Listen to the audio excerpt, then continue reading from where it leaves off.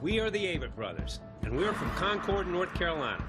They can't even count how many times they've said those words in front of millions of fans across the world during their concert stops far away from their hometown.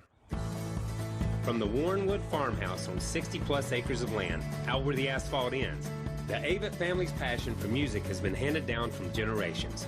As brothers, their paths through the arts took a few turns in different directions, but ultimately came together to become internationally recognized artists that have taken their fans around the world by way of the unpaved roads of their youth.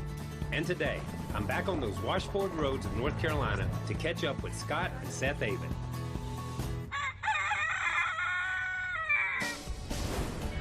I'm Kyle Petty, race car driver, musician, speed enthusiast. I know where I found my passions in life, but I'm always curious about where others found theirs. And I've figured out over the years, the best way to get to know someone better is over a little food. So I'm hitting the road to catch up with some friends to hear their life stories, and you're invited. Pull up a seat and join us for this edition of Dinner Drive.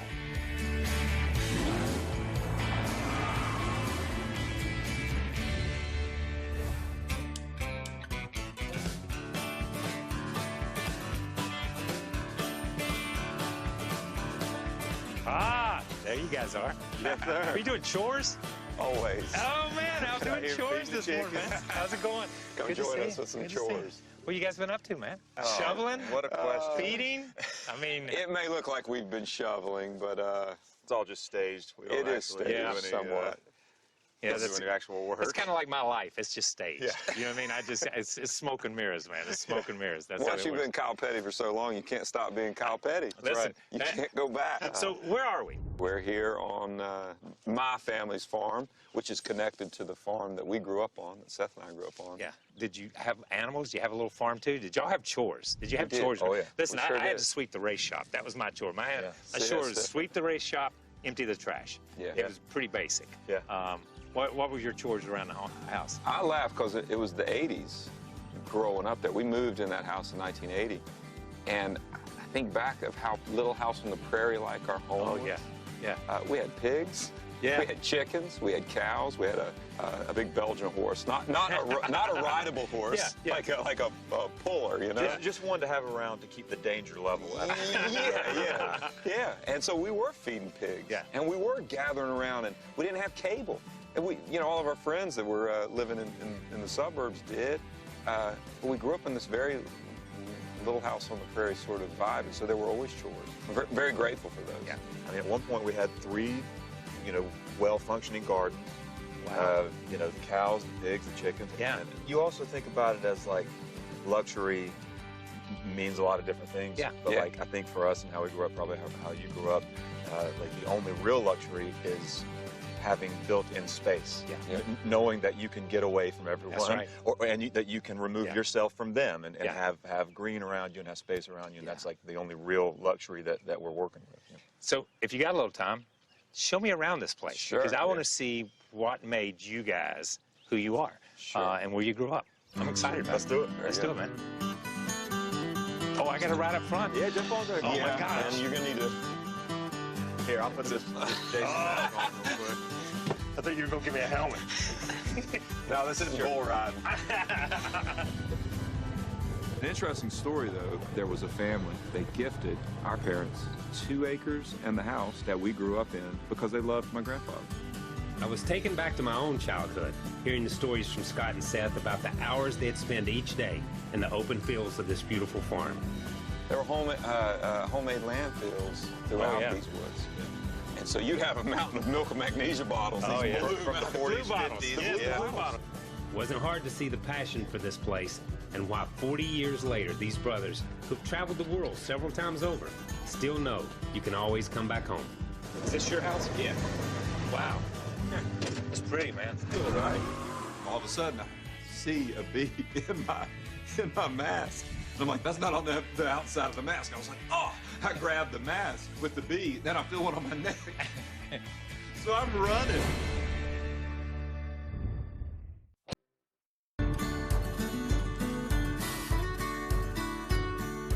All right, so this is dinner on your farm, right? That's right. And you grew all this. I did. Yes. I did. I grew the coffee. Scott grew these little boxes too. He's got this whole field Fascinating. where he just grows Fascinating. these It's cardboard plants. Yeah, I did.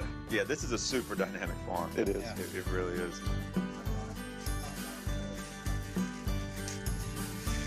These are good.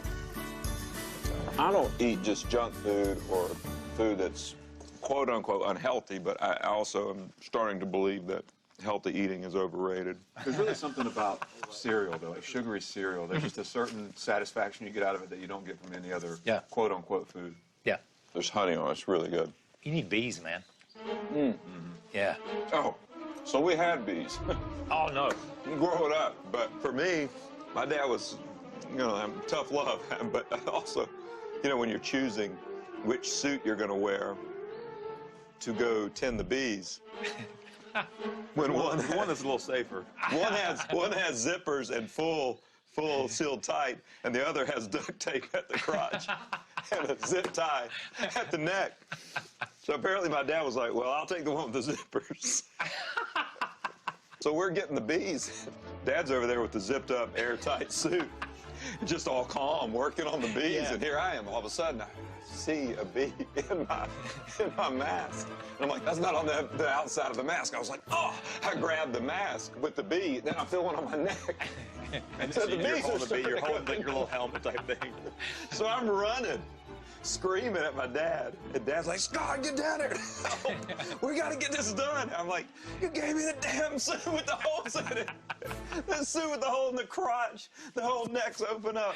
Oh, my God. The duct tape's gosh. failing. Yes. Speaking of your dad's a musician. So what kind of music was played around the house, or did you grow up listening to? We had an 8-track player that had one of Dad's recordings from 1974-ish in a group that he played in called Common Decency. There was a 3 Dog Night 8-track tape. There was a Bob Dylan 8-track tape. There was a Neil Young, and there was a John Denver 8-track tape, and we just wore those. Yeah. There was a handful of them in a little wooden box. We wore them out. Yeah. And it fit. A lot of that music fit. Like Right, especially that John seamlessly. Denver record. I think it was Back Home Again.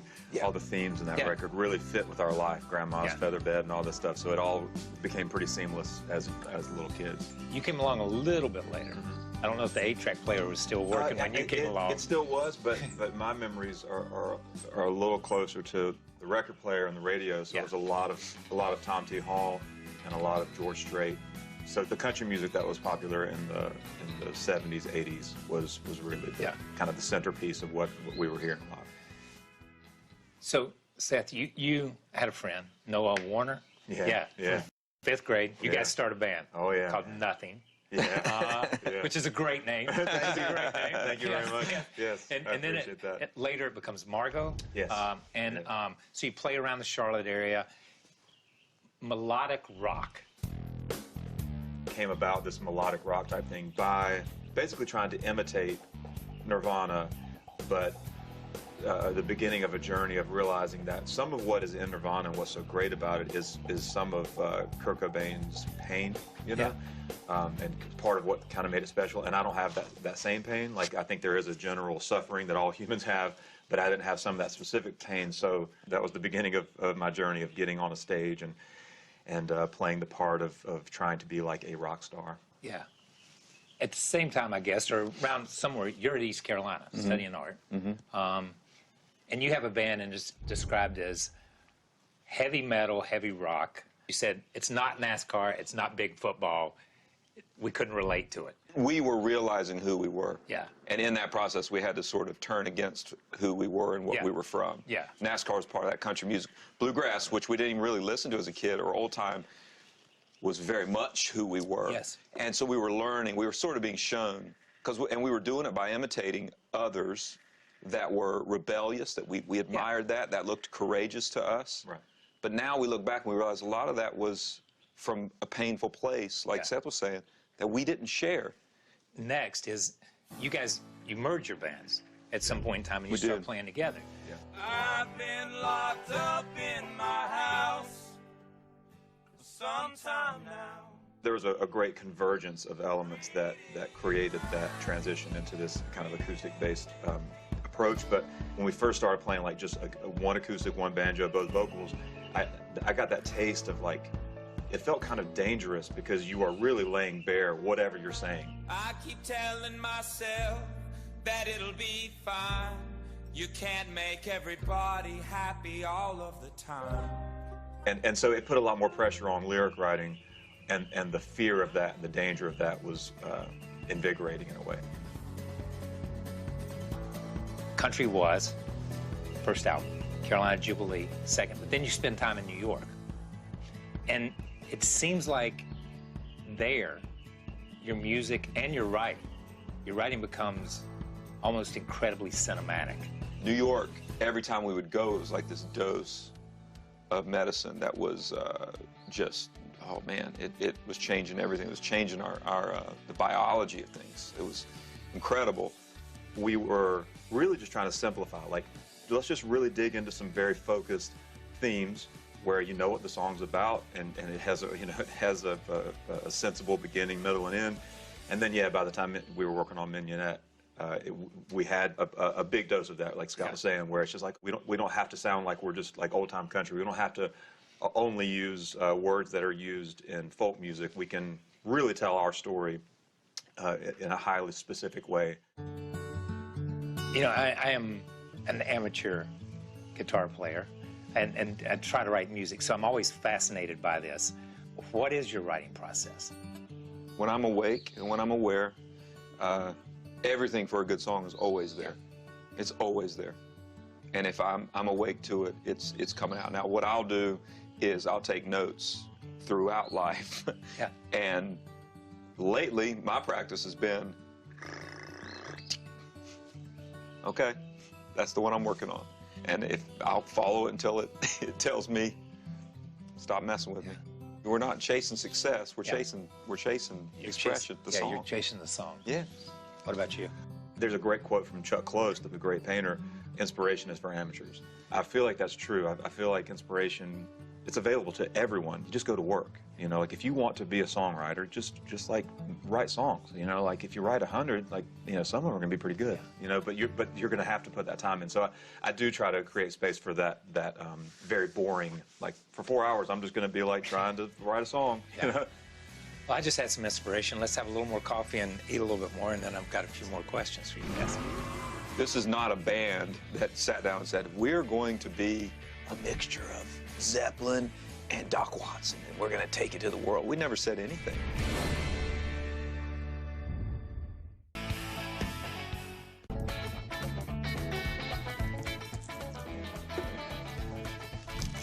I needed that. Good, right? All right, so I have a good friend, Lyle Lovett. His music, it's Western swing, it's jazz, it's big band, it's country, it's pop. It's folk. It's folk. Yeah. It's a little bit of everything because it's his music. It doesn't fit in any box, but a little piece of it goes in every box. When you look at your music, how would you define it? Well, one, you know, we would never define it. Great answer. No, that's a great answer. That's a great answer. And I think if you were sitting around defining it, you're missing the point. Yeah. This is not a band that sat down and said, we're going to be a mixture of Zeppelin and Doc Watson, and we're going to take it to the world. We never said anything. We were like, we just did it. We're just lucky and just have been guided to be who we are. When you look seriously at any artist that you truly love, like someone you just love their music, you know, like all of the genre descriptions, they just fall apart. Yeah. You know, like if you look at Paul Simon, you're like, well, you can't just say he's a folk singer. It just doesn't make any sense. Or same thing with Dylan or whoever. Led Zeppelin, you can't just be like, well, it's a blues rock band. You know, no, it's Zeppelin. Like the power that's in there is not genre specific. It's just they were awesome.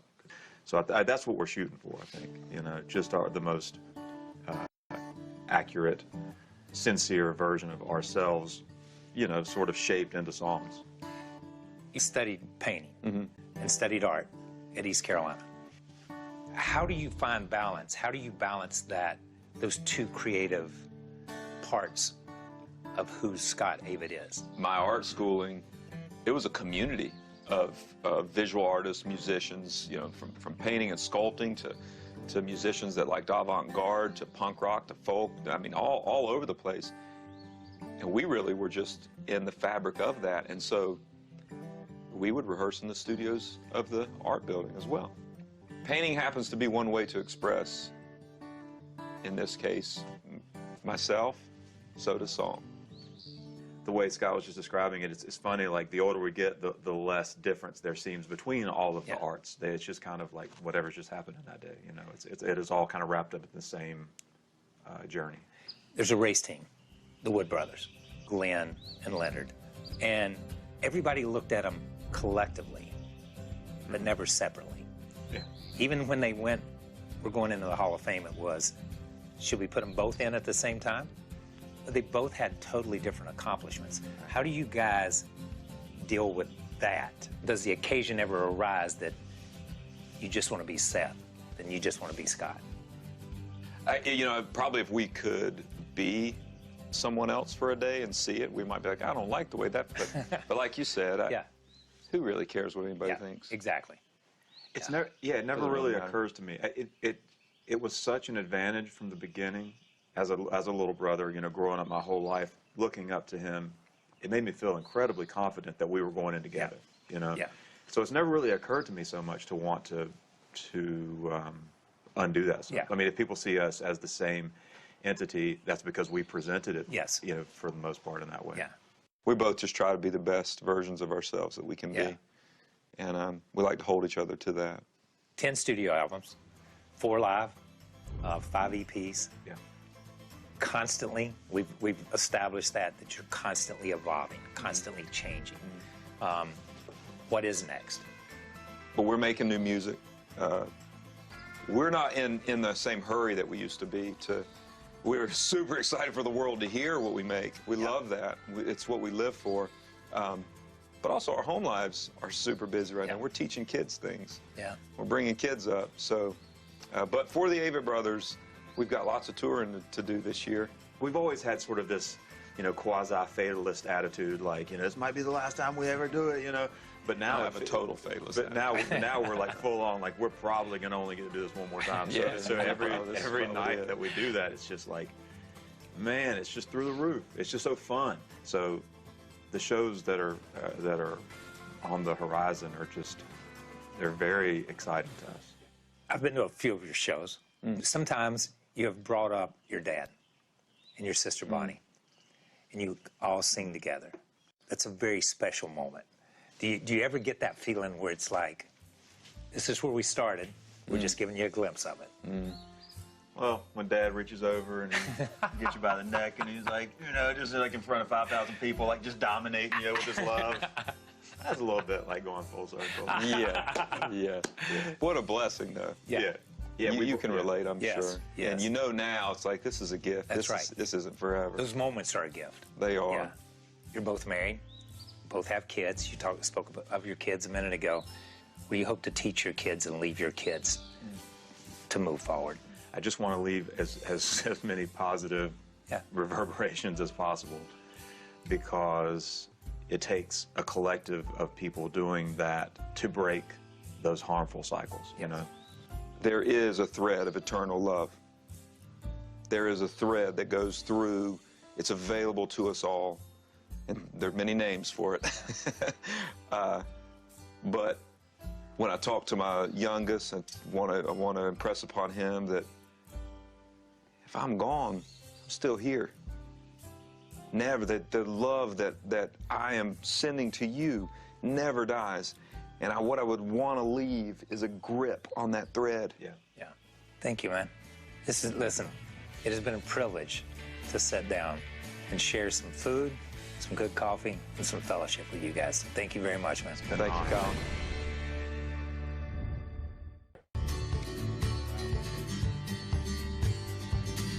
So before you leave, Kyle, we wanted to take an opportunity here to show you the studio. The painting part of the studio. This is the painting studio. There's chambers in this building, and this would be the painting chamber. But it does change. It's not always painting. We've done lots of rehearsals here. We've recorded a record here before. Sometimes it's drawing, sometimes it's painting, sometimes it's song. And it's just an old farmhouse, so a family used to live here. It's got a good spirit to it in that way, you know. But it's a quiet place. It's a place where you can come and find peace. It is a contemplative place for Yeah. sure, and it can get really vibey. During, this is where date night happened over the pandemic, and it's amazing how some string lights and some canvas on a table can just all of a sudden feel like France. Yeah. You know, like in a little cafe in France or something. So it's a very vibey place, a very meaningful and sweet spot for me. Listen, thank you guys for having me. You don't know, I'm a huge fan. So I'm a fanboy here, so I have to say that. So finally to get to come and spend some time and see how important this place is to you, the land is to you, family is to you. It's been a special day for me, man. Well, what a joy to have you here. Thank you for making it happen. Thank you, man.